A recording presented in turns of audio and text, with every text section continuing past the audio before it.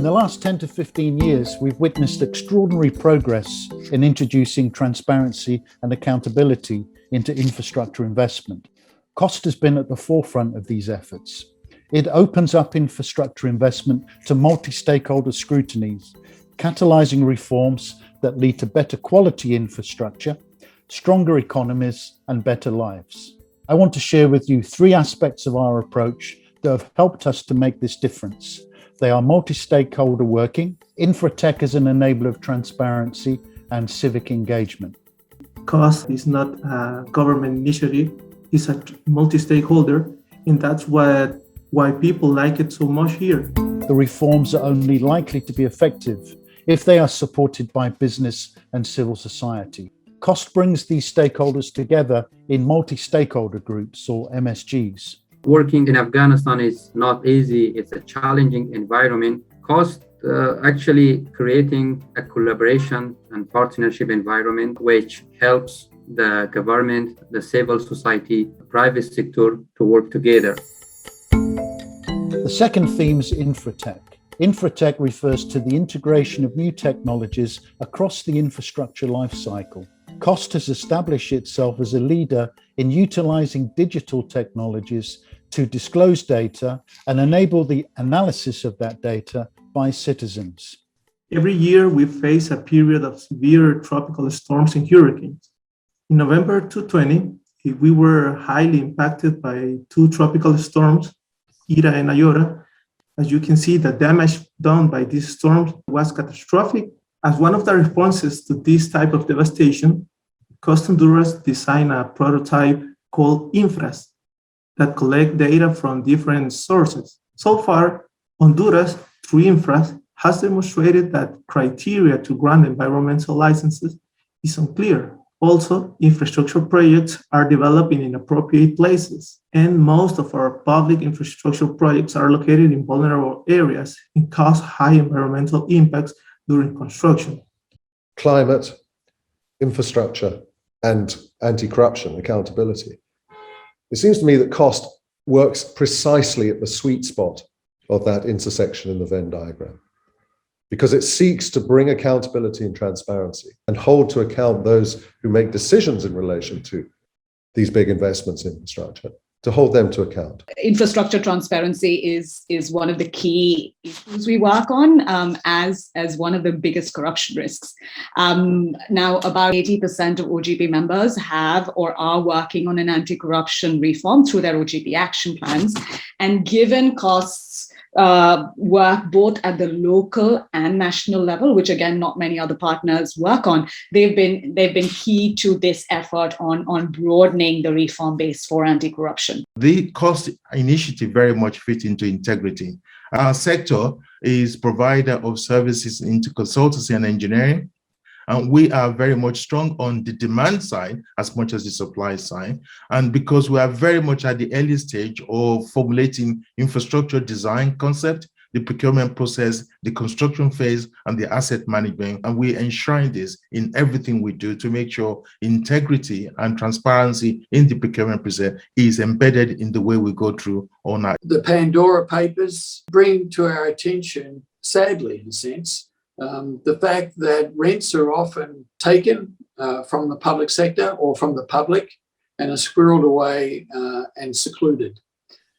So making an effort to reduce the illegitimate rents on the one hand, and then also creating a world whereby those sorts of practices become more difficult is all part and parcel of the one act, I think, to improve allocation of resources on the one hand, but also hopefully through time act to rebuild trust in systems that can work and can deliver for communities.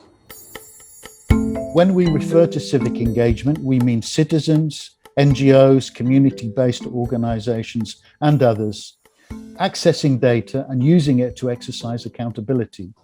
This aspect of CoST has been transformed in recent years. CoST members produce what we call assurance reports.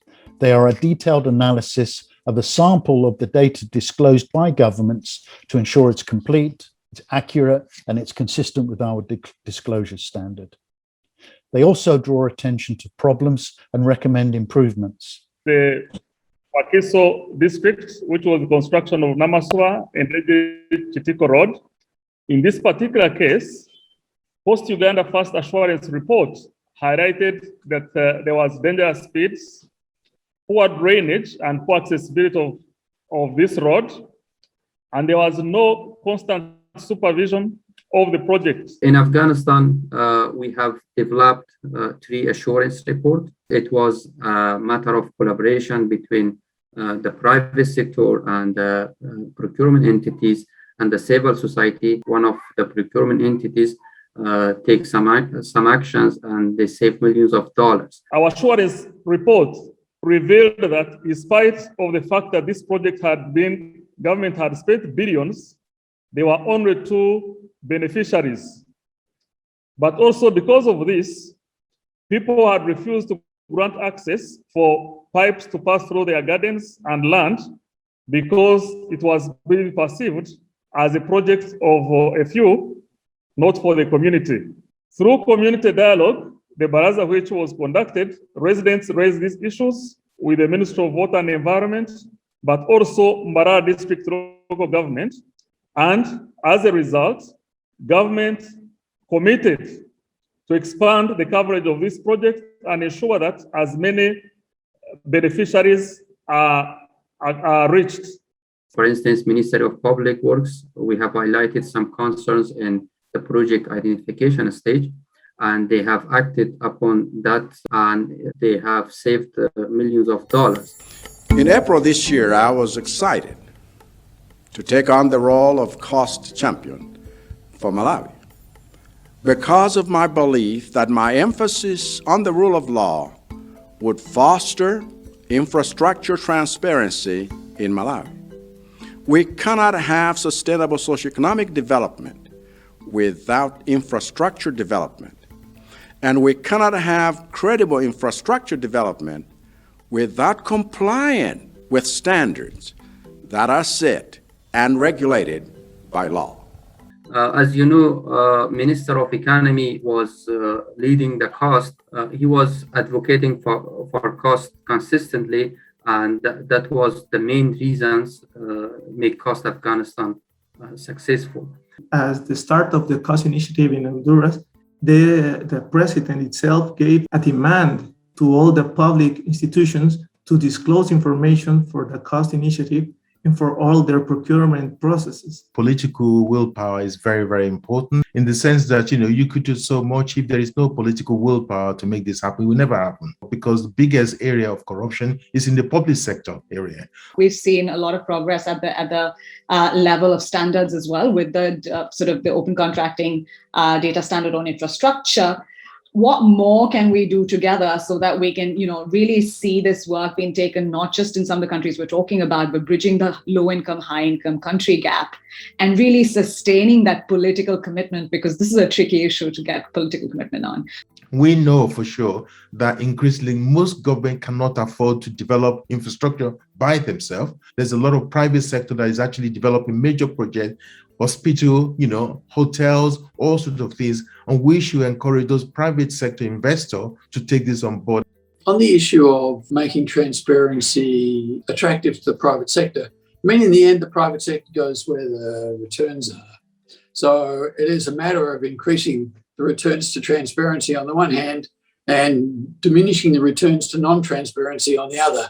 For those who actually started the initiative, the job is not over yet. It's just started. There's an opportunity to look at how do we fund this initiative, take it to the next level, and to see the impact that it makes in terms of other opportunity costs that you can use that additional money investing to deliver social well-being, and make sure not only do we bank the drop for third world country, we really want to encourage those who are in the West also to embrace it, because if that transparency is actually done in West, then it will create a leadership approach, and then you see emerging country and also the multilateral bank will take it up. Our projections, we have not even had 1/3 of what we had hoped to get. And all the partners that we have approached, including our current donors and past donors, then resources are not there because priorities shifted a lot towards responding to the immediate needs of the pandemic. But this is also a huge risk because when there is poor governance on projects, there is going to be massive leakage. We in CoST are keen to sustain the progress that has already been made and extend the program to other countries. But we're currently not in a position financially to provide support where it is needed and requested. Indeed, we have received applications from several new countries which we can't approve until we receive further funding. The demand for CoST support is likely to grow further as the demand for global infrastructure accelerates.